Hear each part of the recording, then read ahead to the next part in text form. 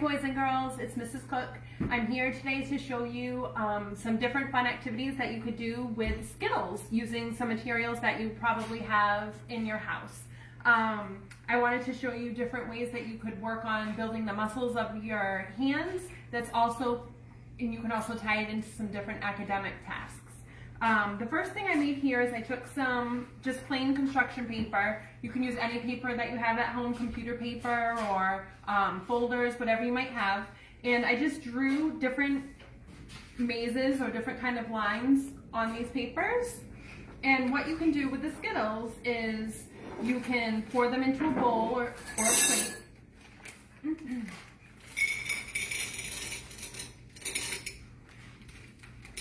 And what you're going to do is you're going to use your little pinchy fingers and you're going to pick up the Skittles and you're going to put it right along the maze. You're using your eyes and hands together to pick up those Skittles and get it just right on the different lines. Okay, so you could make an estimation of how many Skittles you think it would take to fill up this whole entire maze, and then at the end you could see if you were right or if you were over or if you didn't have enough Skittles in your first guess. So that's the first activity of what you could do with Skittles. Another activity that you could do is I drew this rainbow and I have the different colors that are in the Skittles. I know I'm missing blue in my rainbow here, but there are no blue Skittles in the packs that I had here at home. So what you can do with this is you can again use your pinchy fingers and you're going to match the colors in the rainbow. So you're going to put it right on and go along there, matching them up. If pinching with your fingers becomes too easy and you want a little bit more of a challenge, you can use tongs that you might have in your kitchen, or even clothespins too work nicely. So you would use the tongs, pick it up, and then open. And try to match it right on the color on the rainbow. Okay?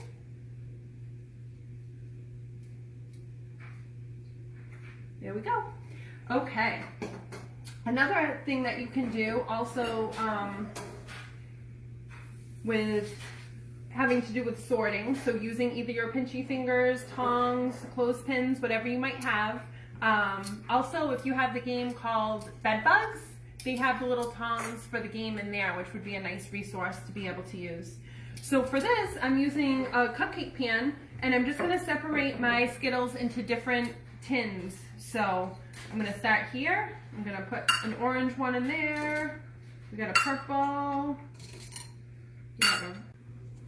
Okay, another thing that you can do with clean hands, I just cleaned my hands, is you can grab a handful of Skittles, and I wouldn't take more than 5 for your little hands.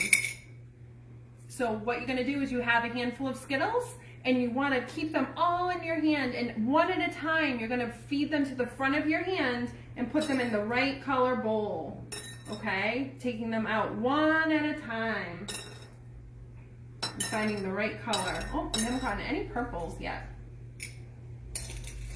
Okay, so take another little handful and fill up the different bowls. I'm going to show you something cool with this. It's almost like a science experiment. A couple more purples in there.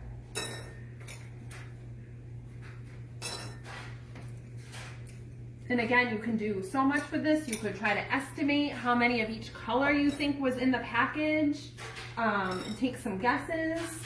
Another fun activity that you could do is you could do a blind taste test with your family and see if they could guess what color Skittle they thought that they were eating. That might be fun. All right, so I have my different colors here. I'm gonna take some water and I'm gonna fill a little bit of water into each of my cups.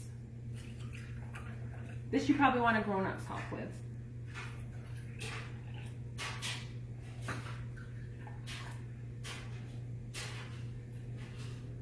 Okay. I did not have a small paintbrush at home, but I wanted to show you how you could stir this up and make some different watercolor paints. You'll see here how it's already starting to turn the different colors. Okay. Let me grab a napkin. So the longer you let it sit, and as the Skittles dissolve, the water will become a little bit more dark for you to then be able to make a painting. So then what you could do if you wanted to, you could draw another rainbow and you could paint it. You could make an Easter egg with the different paint. If you don't have a little paintbrush at home, another cool tool that you can use is actually a Q-tip, okay? So you would dip it in your water, and oh, I picked a light color, let me see. Again, as these sit in the water longer, they will get a little bit darker. You can't really see it here. But the longer you give this time, this will make a cool watercolor paint for you to do a project with. So here's just a few things that you could do with Skittles, and I will attach some different written activities that you could do along with it. You can also graph your Skittles and do a few math problems.